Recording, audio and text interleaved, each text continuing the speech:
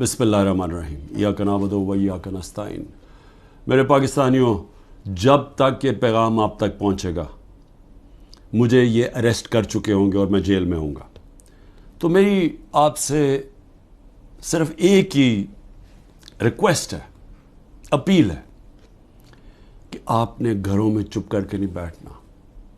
मैं ये जो जद्दोजहद कर रहा हूँ ये अपनी ज़ात के लिए नहीं कर रहा, ये अपनी कौम के लिए कर रहा हूँ, आपके लिए कर रहा हूँ, आपके बच्चों के मुस्तकबिल के लिए कर रहा हूँ। अगर आप अपने हकूक़ के लिए नहीं खड़े होंगे आप ग़ुलामों की ज़िंदगी गुजारेंगे, और ग़ुलामों की कोई ज़िंदगी नहीं होती। ग़ुलाम ऐसे होते हैं जैसे चूंटियाँ ज़मीन पे होती हैं, उनके ऊपर परवाज़ नहीं होती। और ये बड़ी ख्वाब का नाम था पाकिस्तान, नारा था ला इलाहा इल्लल्लाह। पाकिस्तान का मतलब क्या कि हम कोई इंसान के सामने नहीं झुकते। ला इलाहा इल्लल्लाह इंसान की ग़ुलामी से हमें आज़ाद करता है।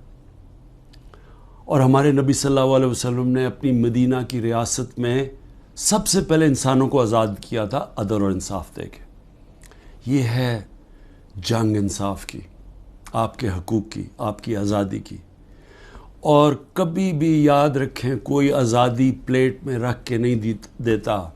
जिस तरह मैं कहता हूँ जंजीरें गिरती नहीं हैं, तोड़नी पड़ती हैं।